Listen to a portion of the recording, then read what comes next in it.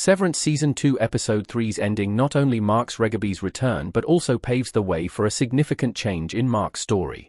Unlike Severance Season 1, which gradually raised its tension to build up to the biggest twists in its overarching storyline, Season 2 does not hold back from delivering one surprising reveal after another in its opening episodes itself.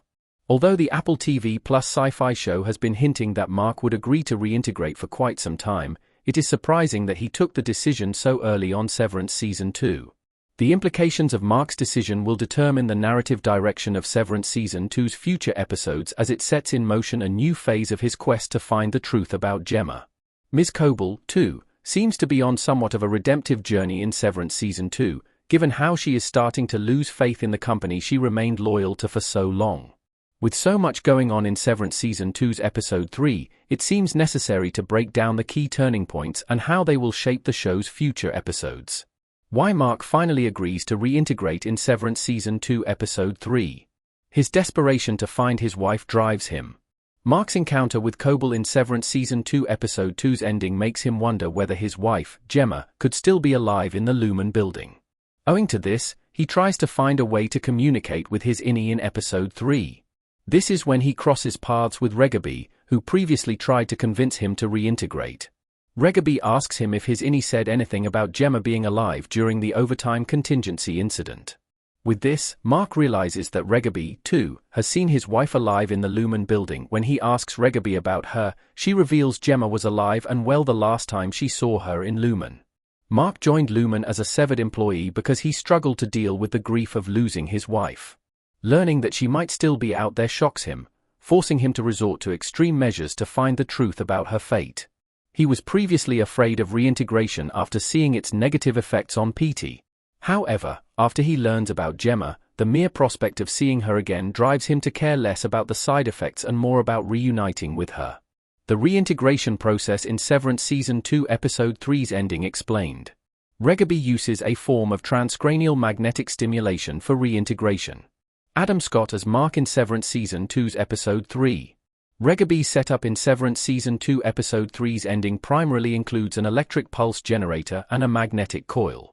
With this setup, she induces electric currents into Mark's brain through a process called transcranial magnetic stimulation, TMS, which, in real life, is used for activating less active or inactive brain regions.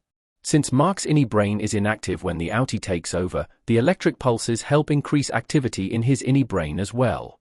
While stimulating his brain with the electric pulses, she asks him questions about both his innie and outie's lives.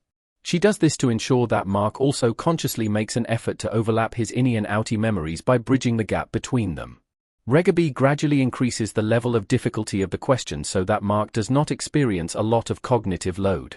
To finally complete the process and converge his innie and outie personas, she asks a question that establishes a common ground between both personas. What is your earliest memory? This convergence is reflected in the oscilloscope that initially shows two separate waves for his two personas. When the reintegration finally happens, both innie and outie waves in the oscilloscope intersect, leaving Mark with a unified sense of self. The exports Hall's purpose and why it leads to the testing floor elevator. Felicia from O&D surprisingly knows about them. John Turturro as Irving with the hallway to the testing floor and painting in Severance custom image by Simone Ashmore. When Irving visits the O&D department in Severance Season 2's Episode 3 to ask them whether they have seen Gemma, he runs into Felicia. The two reminisce about their time with Bert, and Irv even shows her how he has been sketching a picture of Bert almost every day in his notebook. This is when Felicia notices a sketch of the dark corridor that Irving recreates from his outie's paintings. She reveals it is the exports hall. Although she seems clueless about where it goes, she claims O&D sent some shipments there before a guy took up the role. Milchick performed the overtime contingency protocol in Severance Season 1 after Dylan stole a card from the O&D. A closer look at the O&D cards suggests they feature fatal combat moves an individual can perform on another. If O&D was sending similar training cards to the testing room through the exports hall, Lumen might have been using the cards to train certain individuals. The company might be refining part-timers like Ms. Casey through the MDR and O&D departments before exporting them to the outside world to perform tasks for Lumon.in. The Lexington letter, a severed Lumen worker's outie manages to get in touch with her innie by using a secret symbol-based language.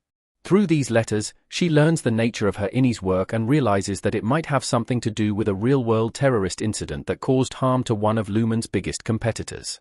This raises the possibility that individuals sent to the testing floor are probably being trained to perform high-stakes, covert operations under the guise of corporate work before being exported to carry out missions.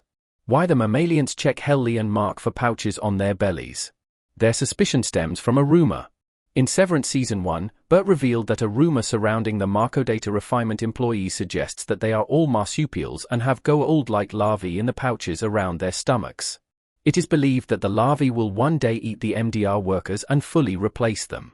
The mammalians have seemingly caught the wind of similar rumors, explaining why they ask Helly and Mark to lift their shirts to check them for pouches. While it remains unknown where these rumors stem from, Dylan, too, has bizarre theories about the O&D workers in Severance Season 1. This seems to establish that someone from the higher-ups intentionally spreads these rumors to ensure the departments stay away from one another. They probably do this because a union between various departments could eventually pave the way for massive rebellions against Lumen.